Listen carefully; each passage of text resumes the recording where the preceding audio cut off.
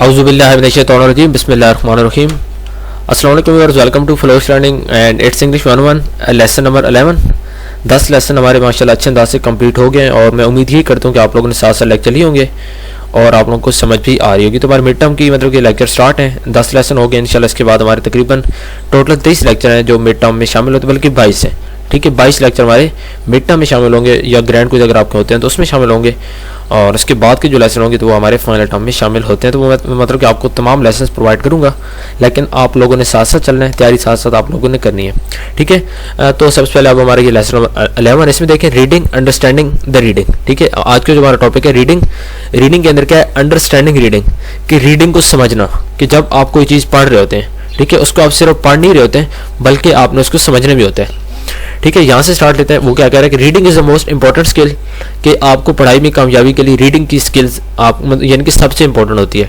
Poor reading में भी problem of many of you, यानी कि गंदी रीडिंग, पुअर रीडिंग यहाँ पे लफ्ज़ यूज़ कर रहे हैं, मतलब कि जिनकी रीडिंग अच्छी नहीं होती, चाहे उर्दू की हो या इंग्लिश की हो, यहाँ पे वो बात ही नहीं कर रहा। ठीक है, यहाँ पे रीडिंग की बात हो रही है, इंग्लिश की है, उर्दू की है, जो भी है। तो मतलब कि कई ऐसे बच्चे होते हैं जिनकी जो यानी कि रीडिंग करते हैं अच्छी, उनकी रीडिंग नहीं होती, लेकिन वो होपलेस होते हैं। लेकिन उनको होपलेस नहीं होनी चाहिए। ये रीडिंग जो यानी कि उनकी स्किल्स हैं ये इम्प्रूव बिल्कुल हो सकती हैं। उसके बाद देखें, यानी कि यहाँ पे आ जाए, इस पैराग्राफ में आ जाए, our main concern is improving our comprehension. ठीक है, ये पैराग्राफ आपके एमसीक्यूज के लिए इंपॉर्टेंट है। कौन सा पैराग्राफ? ये सेकंड पैराग्राफ। इसमें से कोई भी लाइन वो उठा सकता है, स्पेशली ये वाली लाइन यहाँ से मैं आपको दिखाता हूँ। ठीक है, ये there is a relationship between, कि एक रिश्ता है किस चीज़ में? रीडिंग स्पीड में और रीडिंग कंप्रीहेंशन में। ठीक है, रीडिंग स्पीड में और रीडिंग कंप्रीहेंशन में एक रिश्ता है। इसी तरह अगर आप ज़्यादा जल्दी से पढ़ते हैं, ज़्यादा तेज़ी से पढ़ते हैं, योर कंप्रीहेंशन विल सफ़र। ये आप लोगों ने आज तक सुना होगा कि भाई हम जितना जल्दी पढ़ेंगे हमारी जो कंप्रीहेंशन है वो अच्छी नहीं होगी, मतलब कि हम उसको अच्छे अंदाज में समझेंगे नहीं। लेकिन ये गलत बात है, ऐसा नहीं होता। एज यू पुश यानी कि as you push yourself to read slower, जब आप अपने आप को स्लो पढ़ने की तरफ पुश करते हैं कि आप आहिस्ता से पढ़ें, उसके बाद क्या होता है? You may find that you comprehend less. उसके बाद आप इस चीज़ को नोट करेंगे कि आपने जो मतलब कि कंप्रीहेंड किया है, आपने यानी कि जिस चीज़ की रीडिंग की आपने उसको समझा है, वो बहुत छोटे यानी कि थोड़े अंदाज में आपने समझा है, अच्छे अंदाज में आप नहीं समझ सके क्योंकि आपने अपने आप को स्लो रीडिंग की तरफ पुश किया है। ठीक है, तो ये जो पैराग्राफ है ये आपको नजर आ रही है, ये पैराग्राफ आपके एमसीक्यूज के लिए बहुत इंपॉर्टेंट है। ठीक है, इसकी हर लाइन आपने पढ़नी है, एमसीक्यूज आपका इसमें से आएंगे। उसके बाद नेक्स्ट आ जाए, one cause of slow reading is vocalisation. Vocalisation one cause of slow reading. Slow reading का एक बहुत बड़ी वजह क्या होती है? वोकलाइजेशन। अब वोकलाइजेशन क्या होती है? ये लाइन भी बहुत इंपॉर्टेंट है एमसीक्यूज के लिए। नेक्स्ट है द फॉर्मिंग ऑफ साउंड्स, लफ्जों को बनाना, ऑफ ईच वर्ड। ठीक है, फॉर्मिंग ऑफ साउंड्स यानी कि आवाज को बनाना, ऑफ ईच वर्ड, हर लफ्ज की, even though you may not से देम अलाउड।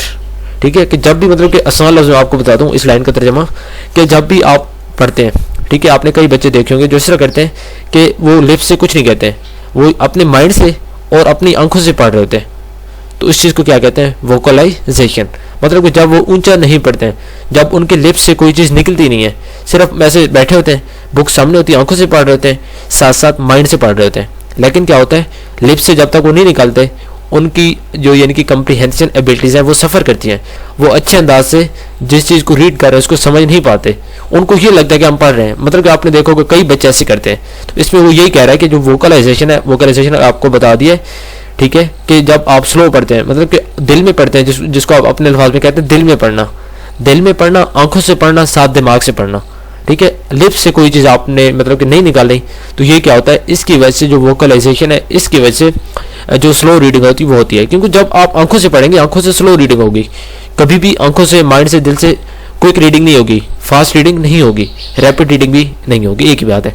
ठीक है, तो ये चीज़ यानी कि सबसे बड़ी जो रीज़न होती है किसी चीज़ की, स्लो रीडिंग की, वो वोकलाइजेशन होती है। वोकलाइजेशन आपको डेफिनेशन बता दी है कि जो बच्चा यानी कि दिल में पढ़ रहे होते हैं, लिप्स से पढ़ते हैं, सॉरी लिप्स से नहीं पढ़ते हैं, आंखों से, और उसके बाद माइंड से प्लस यानी कि दिल से।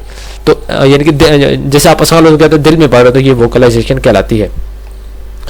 उसके बाद आ जाए इफ़ यू लर्न। ठीक है, यहाँ से आ जाए if you learn to recognise and understand the principles of methods of writing, कि अगर आप चाहते हैं, ठीक है, कि आप मेथड्स ऑफ राइटिंग के जो प्रिंसिपल्स हैं, यानी कि राइटिंग के जो मेथड्स हैं और उसके जो प्रिंसिपल्स उनको आप जाने, तो इसकी वजह से जब तक आप इनको नहीं जानेंगे आपकी रीडिंग इम्प्रूव नहीं होगी। तो ये 3 प्रिंसिपल्स होते हैं। ठीक है, इसमें एक होता है वाई, कि जो कुछ आप रीड कर रहे हैं, ठीक है, तो इसको वहाँ पे क्यों लिखा गया है। कोई भी चीज़ आप रीड कर रहे होते हो ना, तो लाजमी बात है पहला क्वेश्चन ये होता है कि भाई ये जो इसने लिखा है इसने क्यों लिखा है। पहला क्वेश्चन होता है वाई, इसने क्यों लिखा है। दूसरा होता है इसमें वो क्या कहता है, जो उसने लिख तो लिया है, ठीक है, आपको ये पता चल गया क्यों लिखा है। अब नेक्स्ट क्वेश्चन कि उसमें उसने क्या लिखा है, वो क्या बताना चाह रहा है। और तीसरा, उसके अंदर जो उसने लिखा है उसको उसने कैसे लिखा है, कैसे उसने लफ्ज़ों को आपस में यानी कि मैच किया है, कैसे उसने सेंटेंसेस को आपस में जोड़ा है। उसने कौन से ऊपर आपने यानी कि पिछले लेसन में पढ़ा था रेफरेंसेस, और उसके बाद आपने पढ़ा था कनेक्शंस, ठीक है, लिंक्स। तो वो सारी चीज़ें उसने एक ही सेंटेंस के अंदर कैसे लफ्ज़ों को आपस में रिलेशनशिप डेवलप की है। तो ये सारी चीज़ आप, ये 3 क्वेश्चन, पहले लिखा क्यों है, पहले लिख लिया है तो मतलब कि उसमें कहता क्या है, और तीसरा क्वेश्चन कि जो लिखा है उस और जो कह रहा है वो कैसे कह रहा है, ठीक है। ये 3 क्वेश्चन होते हैं। तो ये 3 क्वेश्चन जब आप समझ जाते हैं, इसका आंसर क्या होता है, all successful writers work along these lines. जो राइटर होते हैं वो भी इन्हीं 3 क्वेश्चन के वे में मतलब कि अपने जो राइटिंग होती है वो करते हैं। नेक्स्ट आ जाए, कौन सी 3 question, why, what and how. उसके बाद देखिए, an important part of reading is realizing that everything you read that has an author और writer who has something to say and particular way of managed you has a successful reader to apply this writer you the question why, ठीक है। मतलब कि जब आप कोई चीज़ देखेंगे तो आपने जब आपको इन 3 क्वेश्चन का आंसर मिल जाता है कि why और उसके बाद what and how, यानी कि क्यों लिखा है, और यानी कि इसने जो लिखा है उसमें क्या कह रहा है, 2 चीज़ें, और तीसरा कैसे कह रहा है, उसका जो टोन है, उसका जो यानी कि एटीट्यूड है वो उसमें क्या है। तो ये 3 चीज़ों को जब आप आइडेंटिफाई कर लेते हैं, बड़ी आसान सी बात है कि आप एक अच्छे रीडर बन जाते हैं, आपकी रीडिंग एबिलिटीज इंप्रूव होती है। नेक्स्ट देखें, पहले क्वेश्चन का आंसर वाई, कि जो यानी कि जो कुछ उसने लिखा है वो क्यों लिखा है, ठीक है। तो लाजमी बात है कि जो ऑथर है वो एक आदमी है, वो एक इंसान है, और उसके माइंड में भी कोई ना कोई आइडिया यानी कि होगा, कोई वजह होगी, reason for a writing given piece of text जो उसने लिखा है, तो लाजमी बात है उसकी कोई वजह होगी। And who works for a personal point of view as a skilled reader you must fully understand the evaluate what you read. उसके बाद अगर आपको एक कामयाब यानी कि रीडर बनना है तो आपने एवेल्यूएट करना है कि भाई जो उसने लिखा है वो उसने क्यों लिखा है, ठीक है। दोबारा ये 3 क्वेश्चन, वो उसने लिखा है वो क्यों लिखा है, और उसके बाद उसका पर्पस क्या है, वो क्या बताना चाह रहा है, ठीक है। और तीसरी चीज़ क्या होती है, हाउ, और कैसे बता रहा है। तो हाउ में क्या आ जाता है, एटीट्यूड एंड टोन, कि एटीट्यूड और टोन, ठीक है। यानी कि पर्पस के अंदर क्या चीज़ आती है, 2 चीज़ आती हैं, which are known as attitude and tone. तो ये पैराग्राफ आपके लिए बहुत ज़रूरी है, ठीक है। ये 3 क्वेश्चन के लिए ये लफ्ज़ आप माइंड में रखें। उसके बाद इस पैराग्राफ को देखें, इसको देखें, इसके अंदर बहुत इंपॉर्टेंट आपके मतलब कि पेपर में ये एमसीक्यूज आ सकते हैं, एमसीक्यूज आएंगे और कोई चीज़ नहीं आएगी, ठीक है। एमसीक्यूज आप कहेंगे, बाकी शॉर्ट क्वेश्चन लॉन्ग क्वेश्चन के इससे ताल्लुक नहीं है।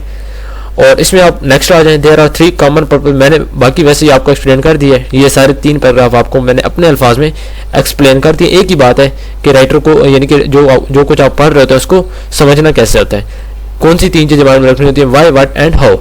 बस यही 3, वाई, व्हाट एंड हाउ, 3 चीज़ें, कैसे, क्यों, यानी कि क्यों, और उसमें कहता क्या है, 2 यानी कि पर्पस क्या है, और इसके बाद हाउ, कैसे कह रहा है, 3 चीज़ें।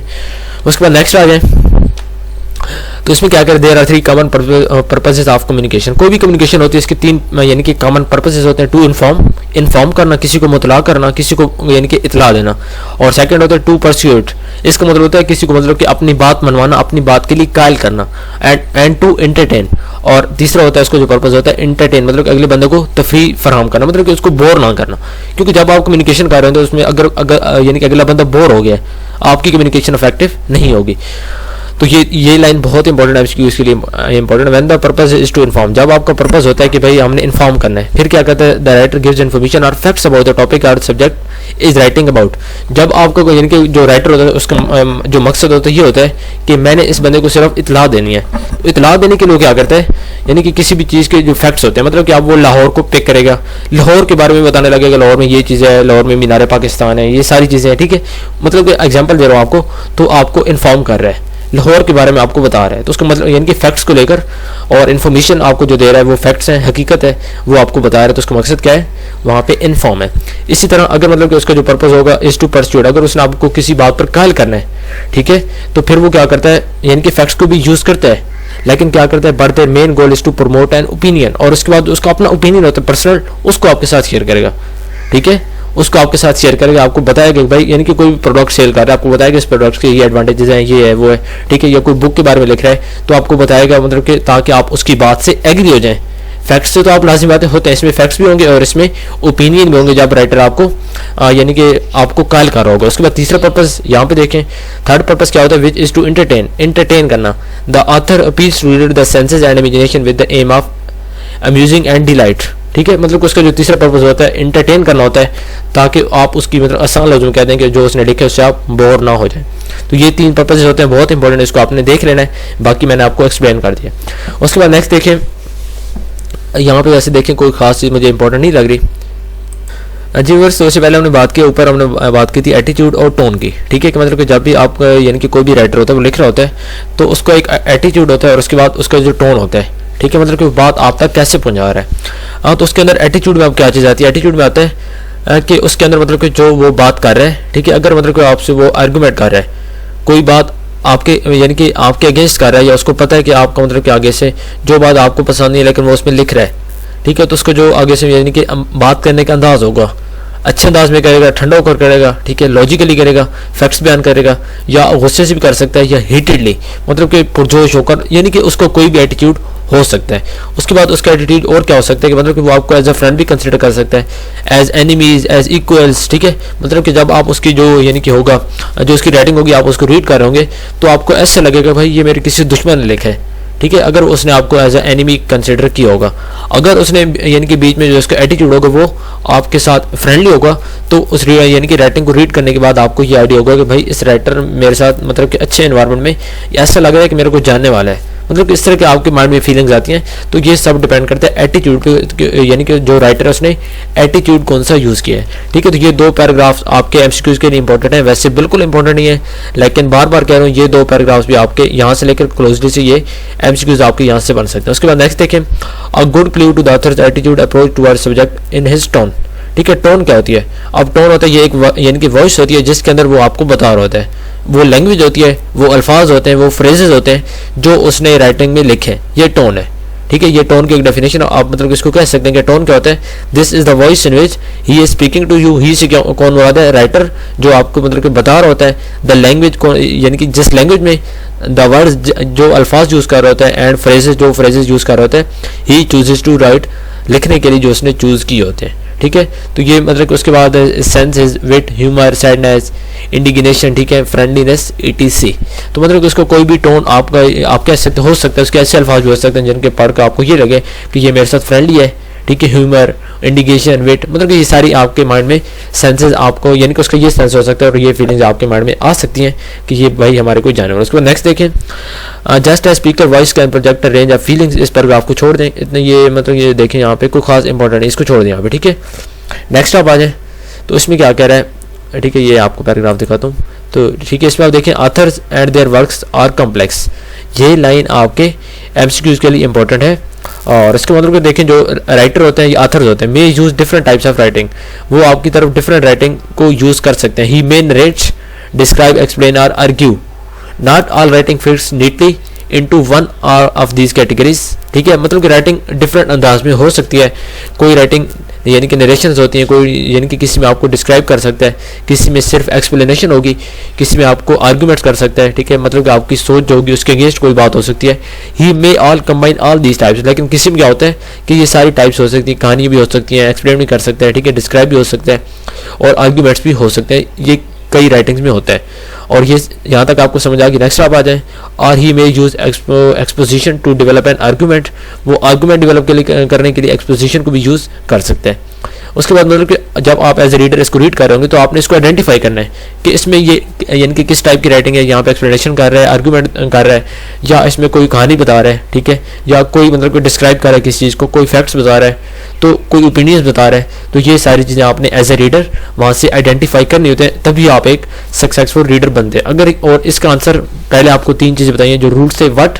ठीक है, जब आप उन 3 चीज़ों पे फोकस करते हैं कि मतलब कि पहला था वाई, ठीक है, कि ये क्यों लिखा गया है, उसके बाद था व्हाट, ये क्या यानी कि उसमें क्या कहता है, और नेक्स्ट था हाउ, और कैसे लिखा गया।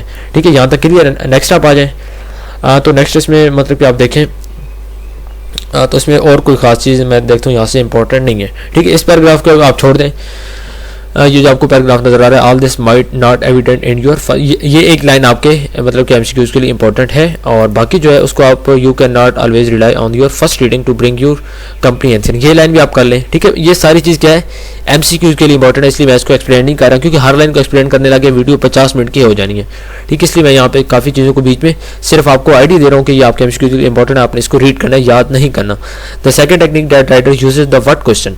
ठीक है, ऊपर आपने बात की किस चीज़ की, वाई की, क्यों। अब नेक्स्ट आ गया व्हाट। अब इसमें मतलब कि उसने जो पूरी बात लिखी है वो उसने कैसे कही है। ठीक है, कैसे का आंसर, तो कैसे का आंसर आपको बताएंगे, यानी कि जब आप एज ए रीडर उसको रीड करेंगे तो उसके बाद आपकी इतनी एबिलिटीज़ होनी चाहिए कि आपको यानी कि पता चल जाए कि इसमें उसने किस चीज़ की बात कर रहा है। ठीक है, किस चीज़ की बात कर रहा है, ये बहुत ज़रूरी होता है इस चीज़ को एवेल्यूएट करना। उसके बाद देखें तो नेक्स्ट पैराग्राफ इसमें क्या कह रहा है कि to help understand the main points. ठीक है, मतलब कि जो रीडर्स होते हैं उनको हेल्प करने के लिए कि ताकि वो जो मेन पॉइंट्स हैं उसकी राइटिंग के अंदर, तो जो ऑथर्स होते हैं, जो राइटर्स होते हैं, वो क्या करते हैं स्पोर्टिंग डिटेल्स उनको प्रोवाइड करते हैं क्लियरली ऑर्गेनाइज्ड वे। ठीक है, अच्छे अंदाज में उनको प्रोवाइड करते हैं। And details might be arrange in any of several common patterns, कि जो डिटेल्स वो बताते हैं समटाइम्स जो मतलब कि जो वो बताते हैं वो किसी भी पैटर्न को फॉलो कर सकते हैं, किसी पैटर्न में वो आपको एक्स्ट्रा डिटेल्स बता सकते हैं। उसके बाद समटाइम्स ऑथर में बिल्ड अ पैराग्राफ, कई दफ़ा वो एक पैराग्राफ बनाते हैं, और लॉन्गर पैसेज, कई दफ़ा एक लंबे मतलब के पैराग्राफ बना सकते हैं।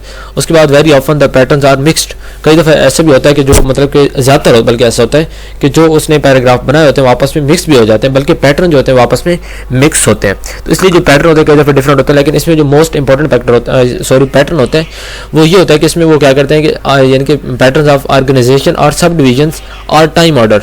ठीक है, और सीक्वेंसेस मोस्ट कॉमनली ये पैटर्न्स के नाम है, इसको आपने याद कर लेना। The most commonly use patterns of organisations और सब डिविजन्स और टाइम ऑर्डर और sequences, list of atoms, comparison और कंट्रास्ट, कॉज एंड इफेक्ट, ऊपर हमने इसको डिटेल में यानी कि डिफाइन किया था। Definition and example, this sub division complete the pattern of writer basic statement in his thesis in his main thought. ठीक है, तो ये मतलब कि कुछ डिफरेंट पैटर्न्स हैं, इनको यूज़ करते हैं ताकि उनके जो वो बात करना चाह रहे हैं वो रीडर अच्छे अंदाज में समझ लें और वो उनकी जो बात होती है अच्छे अंदाज में रीडर्स तक पहुंच जाए।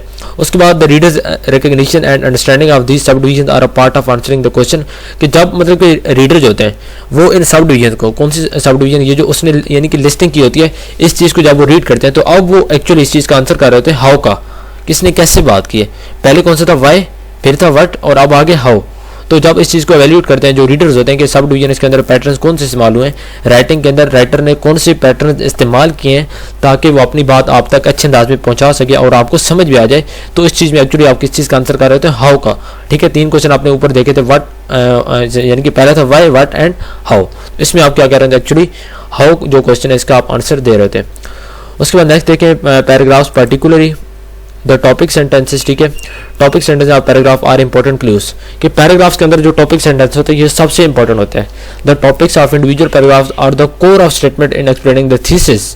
Each paragraph will make some kind of core statement and then develop it with some concrete details। ठीक है, यानी कि कोई भी पैराग्राफ आप देखते हैं तो किसी भी पैराग्राफ का जो यानी कि टॉपिक सेंटेंस होता है मोस्ट इंपॉर्टेंट क्लू होता है। उसके बाद the topics of individual paragraph are the core statement, जो कोर स्टेटमेंट्स होती हैं जो इंडिविजुअल टॉपिक्स यानी कि पैराग्राफ्स के इंडिविजुअल टॉपिक्स होते हैं।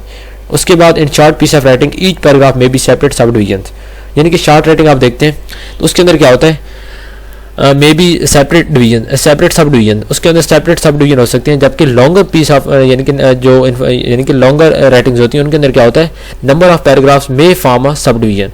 ठीक है, शॉर्ट पीस में क्या होता है ईच पैराग्राफ, हर पैराग्राफ की अलग अलग सब डिवीजन्स होती हैं। जबकि लॉन्ग में क्या होता है कि हर पैराग्राफ की में फॉर्म सब डिवीजन, मतलब कि कोई ऐसे पैराग्राफ है जो बना सकते, कई ऐसे होते हैं जो नहीं बनाएंगे। Each contributing to the total understanding, लेकिन तमाम का जो ताल्लुक होगा किस चीज़ होगा ताकि आपको अच्छे अंदाज में समझ आ जाए, राइटर की यही कोशिश होती है। उसके बाद देखें तो relationship between the parts are conveyed throughout the text by transitions, transition के थ्रू जो यानी कि रिलेशनशिप होता है जो डिफरेंट पार्ट्स होते हैं उनका आपस में आप तक पहुंचाया जाता है। ठीक है, उसके बाद देखें recognition of these transitions, the movement from one connection between one यानी कि one part and the next will lead to general improvement of your reading.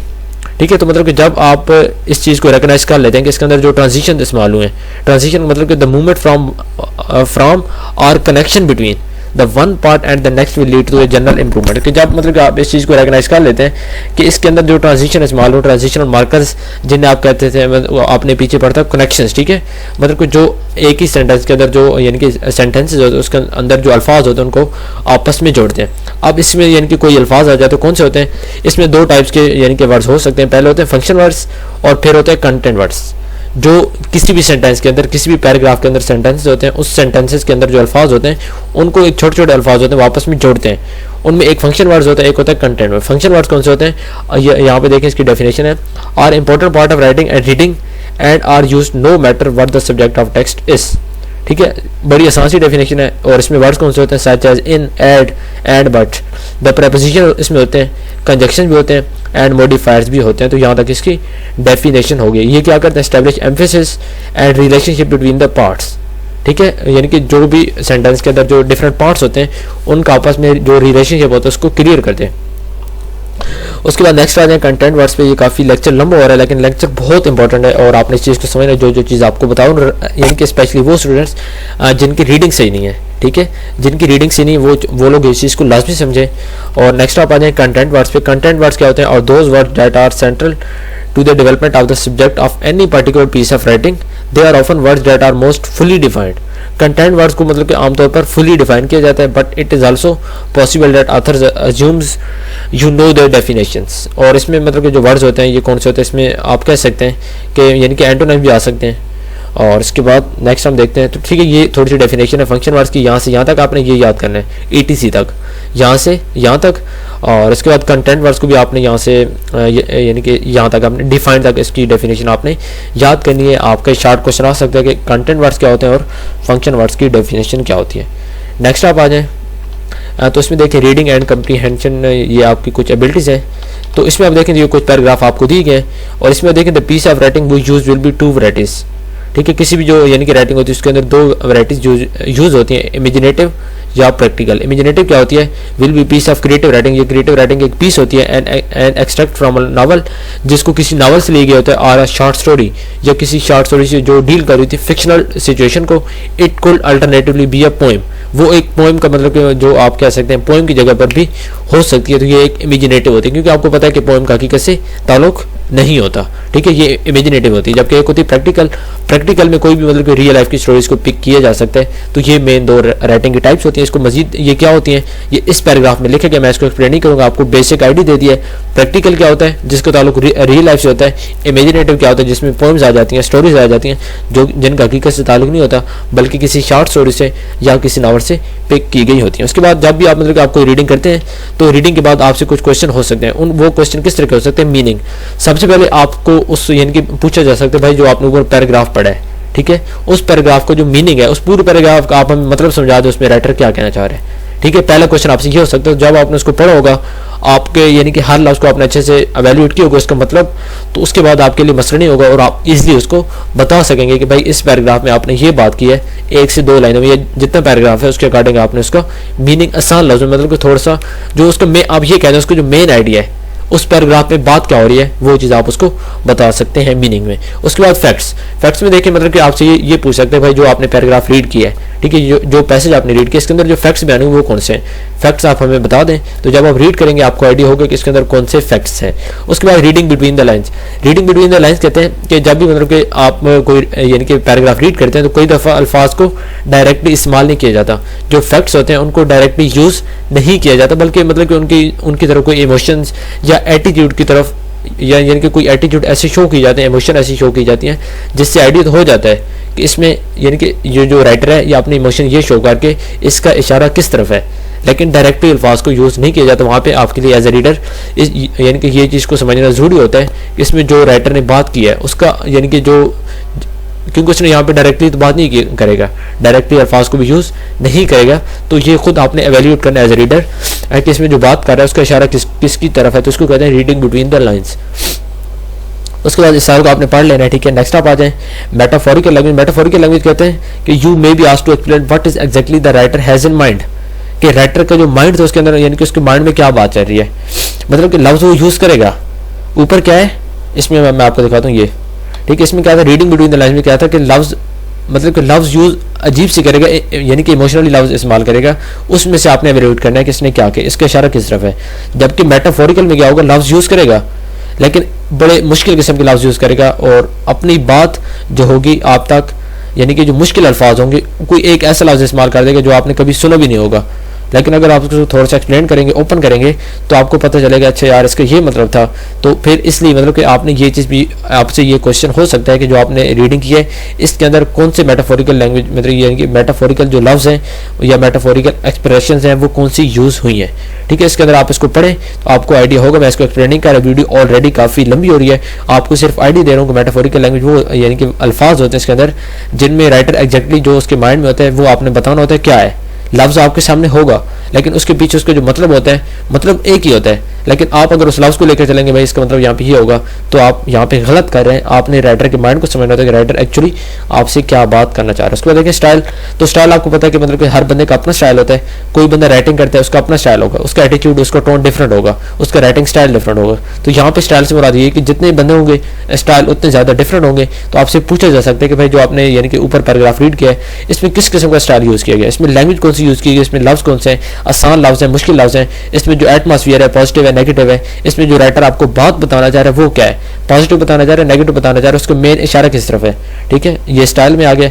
उसके बाद समरी, समरी में क्या होता है कि आपको कहा जा सकता है जो आपने ऊपर रीड किया पूरे पैराग्राफ में उसके आप हमें एक समरी बना के दें, उसके जो मेन पॉइंट्स हैं। ठीक है, मतलब जैसे आप खुलासा कहते हैं उर्दू में, आसान लफ्ज़ों में कि जैसे यानी कि समंदर होता है उसको कुज़े में बंद करना। ठीक है, बहुत बड़ी चीज़ है, बहुत बड़ा पैराग्राफ है, उसको आप ये वो आपको कह सकते हैं कि उसको भाई आप समरी के अंदर लिख के ले गए, यानी कि आप इसकी समरी बना लें। तो समरी कहते हैं खुलासे को, एक बहुत बड़ी चीज़ को छोटी सी चीज़ बना देना, लेकिन उसमें कोई इंपॉर्टेंट चीज़ों को मिस ना करना। उसके बाद ओपिनियन आपसे कह सकते हैं कि जो चीज़ आपने ऊपर रीड की है इसमें ओपिनियंस क्या है, यानी कि कई फैक्ट्स भी होते हैं, फैक्ट्स की बात हुई है, लेकिन ओपिनियंस यानी कि इसमें जो राइटर के ओपिनियन है वो आप बताएं कि कौन से ओपिनियन है उसके। तो वो आपको एज अ रीडर तब तक नहीं आएंगे जब तक उसको अच्छे अंदाज में पढ़ेंगे नहीं। उसके बाद देखिए लिस्टिंग मार्कर्स। तो लिस्टिंग मार्कर्स क्या होते हैं इसमें देखिए, it is also important when reading to recognise and understand the relationship in which the sentences and groups of sentences combine to present information. ये मतलब कि उस टाइम इंपॉर्टेंट होता है जब आप रिकॉग्नाइज कर रहे होते हैं एंड अंडरस्टैंड, और अंडरस्टैंड कर रहे होते हैं रिलेशनशिप को in which sentences and groups of sentences, यानी कि जिस सेंटेंसेस या सेंटेंसेस का जो ग्रुप होता है उसको कोई भी मालूमात देने के लिए आपके सामने दिया जाता है, यानी कि आपके सामने उसको यही आप कहते हैं कि आपके सामने उसको शो किया जाता है, आपको बताया जाता है कि इसके अंदर जो यानी कि रिलेशनशिप है किस चीज़ का, सेंटेंसेस का या ग्रुप ऑफ सेंटेंसेस का किसी भी पैराग्राफ के अंदर।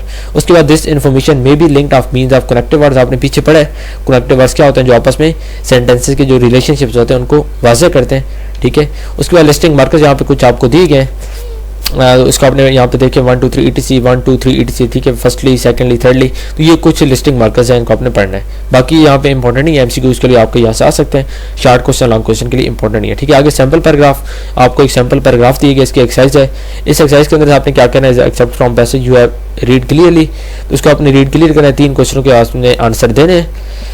तो इस वन यानी कि इस 1 number less than another are 2 numbers equal and, तो ये 3 क्वेश्चन इनका आंसर आपने देना है, ये सिर्फ आपकी प्रैक्टिस के लिए दिए गए, बाकी कोई भी इंपॉर्टेंट नहीं है। उसके बाद नेक्स्ट देखें, एक और एक्सरसाइज नंबर 2 है। तो इसमें फिल इन द ब्लैंक्स कुछ आपको दी गई है। ठीक है, लिस्टिंग मार्कर्स आपने यूज़ करने हैं। ऊपर आपने देखा लिस्टिंग मार्कर्स क्या होते हैं, मैंने आपको बताया, यानी कि कनेक्टिव्स होते हैं जो किसी भी पैराग्राफ के अंदर जो सेंटेंसेस होते हैं या सेंटेंस का ग्रुप होता है उसको आपस में जोड़ते हैं। तो आपने यहाँ पे बताना है कि इसके फिल इन द ब्लैंक्स के अंदर कौन से जो लिस्टिंग मार्कर्स हैं वो इस्तेमाल होंगे। तो यहाँ पे आपका लेसन नंबर 11 कंप्लीट हो गया। काफ़ी लेंथी वीडियो होगी, 28 मिनट्स पे पहुँच चुकी है, तो मजीद में मतलब कि इसको आप आगे नहीं लेके चलता, यहीं पर वीडियो को क्लोज करते हैं। और आप लोगों से रिक्वेस्ट है चैनल को सब्सक्राइब कर लें, और वीडियो काफ़ी लंबी होगी उसके लिए आपसे माजरत।